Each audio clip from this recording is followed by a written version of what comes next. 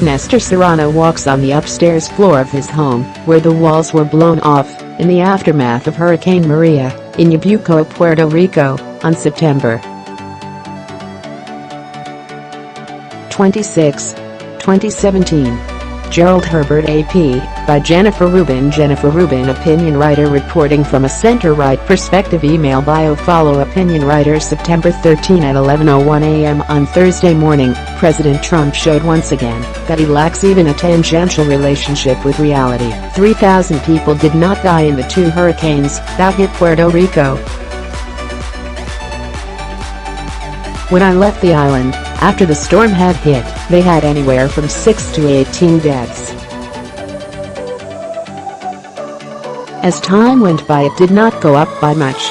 Then, a long time later, they started to report really large numbers, like 3,000.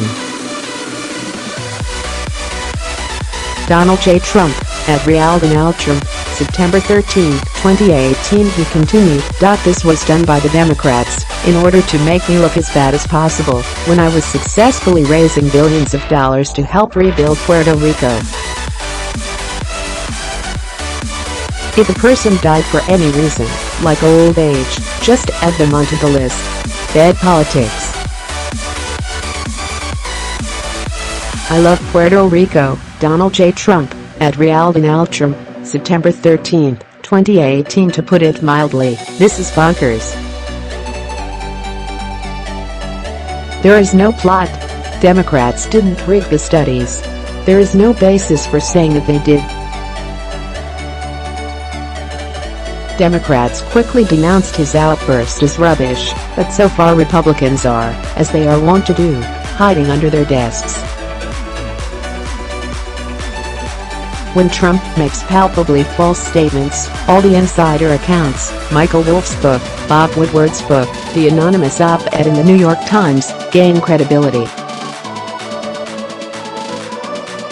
In fact, when insiders use sweeping generalities, impetuous, adversarial, petty and ineffective, the anonymous insider wrote to describe Trump's governing style, they fail to convey the depth of Trump's capacity for self-delusion and his inability to recognize how crazy he sounds to others.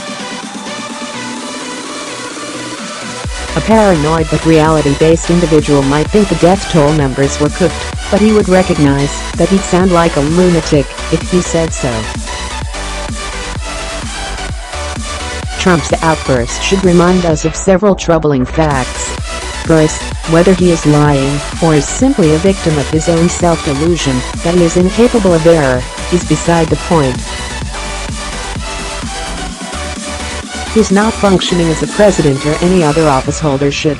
He cannot comprehend facts, process them and take appropriate action.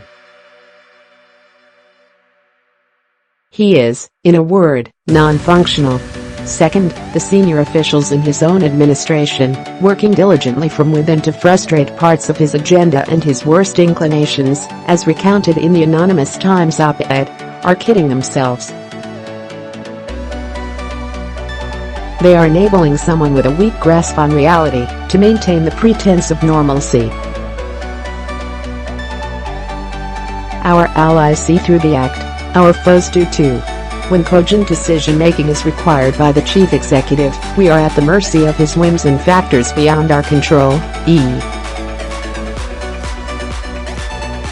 the forbearance of aggressors, the vicissitudes of the business cycle. Third, the problem is getting worse and more cringe-worthy. When the president falsifies the crowd size at his inauguration, no one gets physically or economically harmed.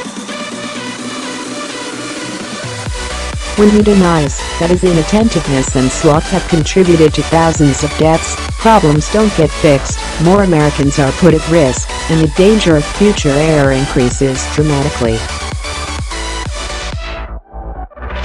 Fourth, Republicans' inability to check or challenge the president, and their insistence on rubber-stamping his decisions while ignoring his outbursts pose more than a